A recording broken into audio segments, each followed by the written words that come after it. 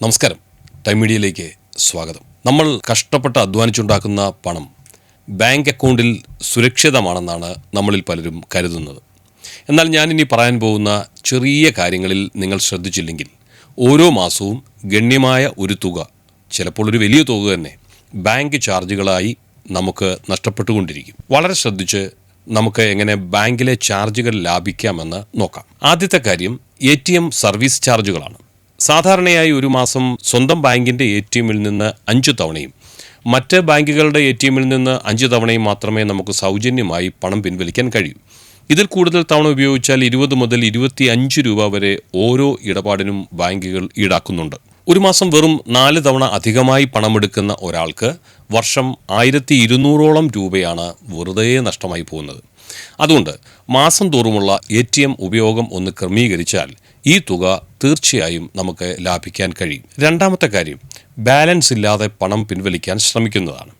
അക്കൗണ്ടിൽ പണമില്ലെന്നറിയാതെ ATMൽ നിന്ന് പണം പിൻവലിക്കാൻ ശ്രമിച്ചാൽ ട്രാൻസാക്ഷൻ പരാജയപ്പെടും. പക്ഷേ നിങ്ങളൊരു ഇടപാട് നടത്തിയതായിട്ടാണ് ബാങ്കിലെ രേഖകളിൽ കാണപ്പെടുന്നത്. നിങ്ങൾക്ക് സൗജന്യമായി അനുവദിച്ചിരിക്കുന്ന എണ്ണത്തിൽ നിന്ന് ഒരെണ്ണം കുറഞ്ഞു എന്ന് അർത്ഥം. ഇതിനും ബാങ്കുകൾ വലിയൊരു തുക പിഴയായി നിങ്ങളിൽ നിന്ന് ഈടാക്കുന്നുണ്ട്. ഇതൊഴിവാക്കാൻ ATMൽ കയറുന്നതിന് മുൻപ് തന്നെ ബാങ്ക് ആപ്പുകളോ UPI ആപ്പുകളോ ഉപയോഗിച്ച് നിങ്ങളുടെ അക്കൗണ്ടിൽ പണമുണ്ടോ എന്ന് ബാലൻസ് പരിശോധിക്കുന്നത് ഒരു നല്ല ശീലമാക്കി മാറ്റുക. മൂന്നാമതായി, ബാലൻസ് പരിശോധിക്കാൻ ATM ഉപയോഗിക്കുന്നത് കുറയ്ക്കുക. ചിലരുടെ ശീലമാണ് ബാങ്കിൽ എത്രമാത്രം പണം കിടപ്പുണ്ട് എന്നറിയാൻ വേണ്ടി ഇടയ്ക്കിടെ ATMൽ കൊണ്ട് കാർഡ് ഇൻസർട്ട് ചെയ്ത് ബാലൻസുകൾ പരിശോധിക്കും. മുൻപ് ഇത് സൗജന്യമായിരുന്നു. ആ ഒരു ശീലത്തിൽ നിങ്ങളിത് ചെയ്യുമ്പോൾ ഈ ഇടപാടും നിങ്ങളുടെ സൗജന്യ ഇടപാടുകളുടെ എണ്ണത്തിൽ ഉൾപ്പെട്ടു പോകാൻ സാധ്യതയുണ്ട്. ചില ബാങ്കുകൾ ബാലൻസ് പരിശോധനയ്ക്ക് 7 രൂപ മുതൽ 10 രൂപ വരെ ഈടാക്കാറുണ്ടെന്ന് നിങ്ങളിൽ എത്ര പേർക്കറിയാം? ഇതൊക്കെ നിങ്ങളുടെ കയ്യിലുള്ള മൊബൈൽ ഫോണിലെ ആപ്പുകൾ വഴി വളരെ സൗജന്യമായി എപ്പോൾ വേണമെങ്കിലും നിങ്ങൾക്ക് പരിശോധിക്കാവുന്നതേ ഉള്ളൂ. അതുകൊണ്ട് ബാലൻസ് അറിയാൻ മൊബൈൽ ആപ്പുകൾ തന്നെ പരമാവധി ഉപയോഗിക്കുക. നാലാമത്തെ കാര്യം, നിങ്ങളുടെ ഡെബിറ്റ് കാർഡ് അല്ലെങ്കിൽ ATM കാർഡിൻ്റെ വാർഷിക ഫീസാണ്. ഒരു കാർഡിന് വർഷം 200 മുതൽ 500 രൂപ വരെ ബാങ്കുകൾ മെയിൻ്റനൻസ് ചാർജ് ഈടാക്കാറുണ്ട്. നമ്മിൽ പലർക്കും ഒന്നിലധികം ബാങ്കുകളിൽ അക്കൗണ്ടും അവയോടനുബന്ധിച്ചുള്ള കാർഡുകളും കാണും. ഒരാൾക്ക് 4 ബാങ്കുകളിൽ അക്കൗണ്ടും ATM കാർഡുകളും ഉണ്ടെന്ന് കരുതുക.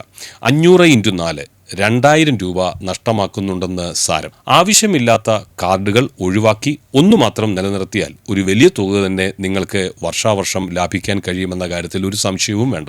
ATM ഉപയോഗിക്കുമ്പോൾ പണം ലാഭിക്കാനും സുരക്ഷിതമായിരിക്കാനും ശ്രദ്ധിക്കേണ്ട ചില കാര്യങ്ങൾ ഒരിക്കൽ കൂടി പറയാം. സൗജന്യ ഇടപാടുകളുടെ എണ്ണം ശ്രദ്ധിക്കുക. ആ ഇടപാടുകളുടെ പരിധി കഴിഞ്ഞാൽ ബാക്കി ഇടപാടുകളെല്ലാം തന്നെ ഫോണിൽ നിന്നും സാധിച്ചെടുക്കുക. മൊബൈൽ ആപ്പുകൾ വഴി ബാലൻസ് പരിശോധിക്കുക. ബാലൻസ് അറിയാൻ വേണ്ടി മാത്രം ATM ഉപയോഗിക്കുന്ന ശീലം നിരുത്സാഹപ്പെടുത്തുക. നിങ്ങൾ ATMനുള്ളിലായിരിക്കുമ്പോൾ ATM ഉപയോഗിക്കാൻ പ്രയാസം എന്തെങ്കിലും നേരിട്ടാൽ ബാങ്ക് ജീവനക്കാരുടെ മാത്രം സഹായം തേടുക. അപരിചിതർക്ക് നിങ്ങളുടെ കാർഡ് കൈമാറാനോ പിൻ നമ്പർ പറഞ്ഞു കൊടുക്കാനോ ഒരിക്കലും ശ്രമിക്കരുത്. നിങ്ങളൊരു ATMനുള്ളിൽ ആയിരിക്കുമ്പോൾ കാർഡ് ഇടുന്ന സ്ലോട്ടിലോ കീപാഡിലോ അസ്വാഭാവികമായി എന്തെങ്കിലും ഘടിപ്പിച്ചിട്ടുണ്ടോ എന്ന് ശ്രദ്ധിക്കണം. അങ്ങനെയുണ്ടെങ്കിൽ അവിടെ ഇടപാട് നടത്താതിരിക്കുന്നതാവും നിങ്ങൾക്ക് നല്ലത്. ഇനി രസീതുകളെ സംബന്ധിച്ചാണ്. ATMൽ നിന്ന് ലഭിക്കുന്ന രസീതുകൾ അവിടെ തന്നെ ഉപേക്ഷിക്കുന്ന ശീലം ചിലർക്കുണ്ട്. അതിൽ നിങ്ങളുടെ അക്കൗണ്ടിനെ കുറിച്ചുള്ള വിവരങ്ങൾ ഉണ്ടാകാൻ സാധ്യതയുള്ളതുകൊണ്ട് അത്തരം ശീലങ്ങൾ ഉപേക്ഷിക്കേണ്ടതായിട്ടുമുണ്ട്. ഇത്തരം ചെറിയ ചെറിയ കാര്യങ്ങൾ ശ്രദ്ധിക്കുകയാണെങ്കിൽ ബാങ്ക് ചാർജുകൾ കുറയ്ക്കാനും നിങ്ങളുടെ അക്കൗണ്ട് സുരക്ഷിതമായി സൂക്ഷിക്കാനും നിങ്ങൾക്ക് സാധിക്കുമെന്ന കാര്യത്തിൽ സംശയമില്ല.